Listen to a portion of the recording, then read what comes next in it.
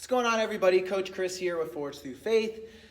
So I'm going to be taking a little bit of a different turn in today's technique video. Most of what we've been doing lately with our technique videos is taking a movement and dissecting it in terms of how to go about it to get a certain training stimulus versus how to do it most efficiently if it's applied to, let's say, a CrossFit competition style workout. All right. Today, as well as some videos sprinkled in going forward, I'm going to take you through some common accessory movements that I like to do or program for my athletes and the purpose behind them.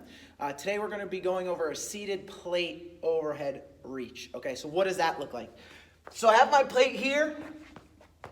What you'll do is you'll sit on the ground, nice tall chest, feet kind of relaxed, laid out in front of you. The plate goes in front, and with straight arms, you're going to raise it so it's over your head. Okay, so from the side, you're going to raise it up so it's over your head. Trying to get it back as far as you can. The key here is you're keeping your rib cage down and raising that arm up so it's in that solid overhead position as if you're doing a handstand push-up, handstand walk, a press, something of that nature, okay? Why would I do this?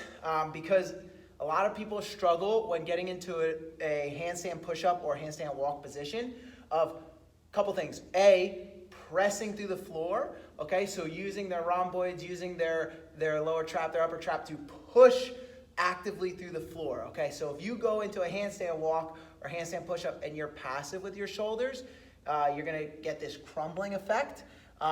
It would be the same thing as if you're getting underneath a back squat with like a soft upper back, okay? The weight would crush you. So it teaches you to get that activity through your upper back to push through the floor, but also it helps with thoracic mobility. So your thoracic spine is the upper part of your spine here. The muscles surrounding there often can get tight in today's society. Everyone's kind of hunched over in a computer position. And if we can't open that up, so if I'm doing this and my arms are only able to get here, there's no shot you're gonna be able to do a solid handstand push-up position or a solid handstand walk position, okay? So taking a movement such as this, to actively open that up is huge, okay? A lot of us do foam rolling, lacrosse balling, a ton of passive mobility work, stretching, which is great to a certain extent because it'll help open up and loosen up those muscles. However, if your body and your central nervous system and your muscles aren't prepared to get into that range of motion with load or with activity, you're still not gonna be able to get there. So you have to marry the two. So this is a great exercise, guys. Pushing it back, okay? Rib cage tucked. As you can tell, I'm kind of tight here, so I need to do more of these.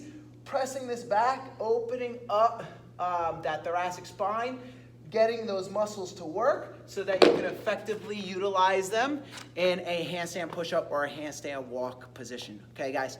So I would combine this accessory movement with some mobility. Like I mentioned before, passive mobility with thoracic spine, so maybe foam rolling or lacrosse balling the thoracic spine, getting into a chest or as well as the pec minor, getting into a position that's going to stretch out passively that thoracic area, and then using a motion like this to get into that position actively before heading into a workout with handstand push-ups or handstand walks. Okay, so mix this into your fitness regimen, guys, so you can become a ninja on your hands.